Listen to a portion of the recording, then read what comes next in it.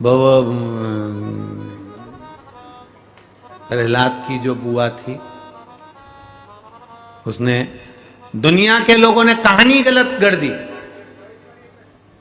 पूरी कहानी गलत बताई। अगर दुनिया के लोग सही कहानी बताते तो भतीजा और बुआ का संबंध खराब नहीं होता। कहानी गलत थी ना। लोगों ने कहा, हिरण्यकशिपु ने अपनी बहन से कहा, बहन तू अपने भतीजे को गोदी में रखकर बैठ जा और चादर ओढ़कर बैठ जाना, तू बच जाएगी, तेरा भतीजा जल जाएगा। तो बुआ भतीजे को जलाने के लिए गोदी में लेकर बैठी। बोलो सही है कि गलत है? लोगों ने कहानी गलत बताई। होलिका, लोगों ने कहा उसने अपने भतीजे को जलाया। पहले तो होलिका का नाम तो निकालो कि होलिका का नाम क्या है। कथा वालों ने कह दिया हिरण्यकशिपु की बहन थी होलिका, वो अपने भतीजी प्रहलाद को गोदी में लेकर बैठ गई। वो प्रहलाद को हाथी के पांव के नीचे डाला, खोलते तेल में डाला, अग्नि में डाला, इसमें डाला, उसमें डाला, नहीं मरा। आखिरी में अपनी बहन से कहा होलिका तो अपने भतीजे को गोदी में लेकर बैठ जा। पहले उस होलिका का असली नाम तो लाओ, जिस होलिका का नाम विष्णु पुराण में डूंडा लिखा है। क्या नाम लिखा है? डूंडा। होलिका का असली नाम लिखा है विष्णु पुराण में डूंडा। इसलिए आज भी होली में लकड़ी नहीं जलाई जाती, मोटे मोटे डूंड जलाए जाते हैं, क्योंकि उसका नाम डूंडा है। और डूंडा बैठी अग्नि में, भतीजे को गोदी में लेकर बैठ गई। उसके पास में एक ब्रह्मा जी की चादर थी, जिसको ओढ़ कर बैठ जाती थी तो आगी में जल नहीं सकती थी। डूंडा ने देखा चारों तरफ से आगी लग गई, मेरा भतीजा जल जाएगा। तो बुआ को लगा मेरा भतीजा जल जाएगा।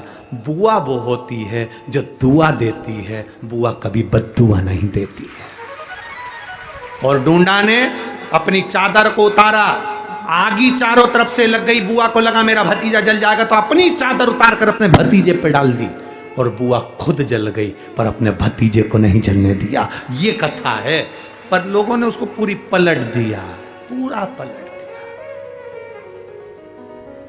बुआ कब जलाई अपने भतीजे को? आप में से इतनी सारी बुआ बैठी हैं, कभी अपने भतीजे को अपशब्द कहा? कभी अपने भतीजे को श्राप दिया? कभी अपने भतीजे को बद्दुआ दी? नहीं। जब भी बोलती हो मेरा भतीजा खूब फले फूले, भगवान कृपा करे, मेरे भाई जैसा नाम कमाए, मेरा भैया कितना नाम कमाता वैसा मेरा भतीजा नाम कमाए, तो भतीजे को चाहिए जब बुआ घर में आए तो अपने मम्मी पापा से कहना, पापा मम्मी 2 साड़ी देना, क्योंकि अब मेरी नौकरी लग गई है, मैं कमाने लगा हूं, मैं कमा रहा हूं, इसलिए मम्मी एक काम करना, 1 साड़ी पापा देंगे अपनी बहन को और 1 मैं दूंगा अपनी बुआ को। तो मम्मी कहेगी तू अपनी बहन को देना, बुआ को क्यों दे रहा है? तो कह देना अगर आज मैं दूंगा तो उसके भी भतीजे उसको देंगे। ये हमारे यहां क्रम चालू होना चाहिए।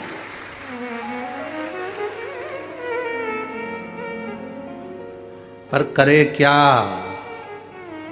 4 भाई 1 साड़ी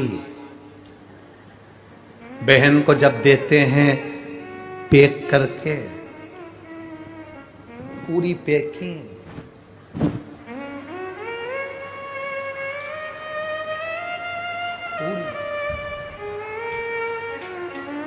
अच्छी बढ़िया वाली साड़ी। अगर ढीली ढीली दिखे तो उसमें कपड़ा भी फंसा दे, कागज जोड़ और पैकिंग करके, और 4 भाई 1 साड़ी।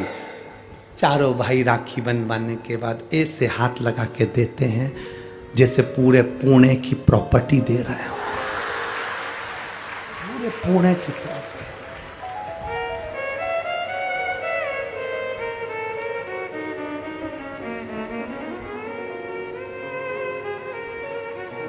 अब किसी ने पूछा कि क्यों रे चारों भाइयों ने मिलके 1 साड़ी दी? अभी हम एक ही तो घर में रहते हैं,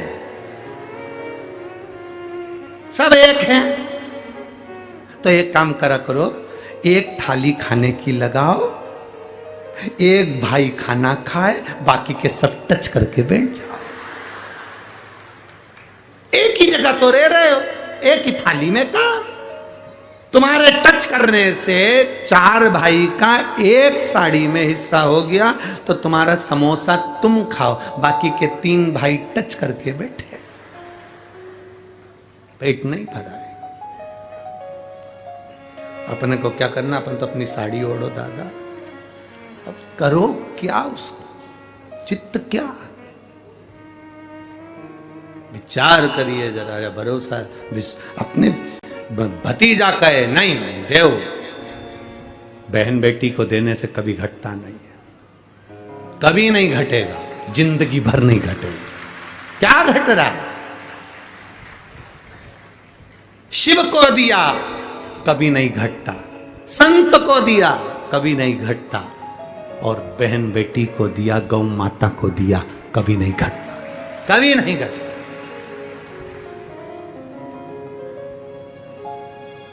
अभी हम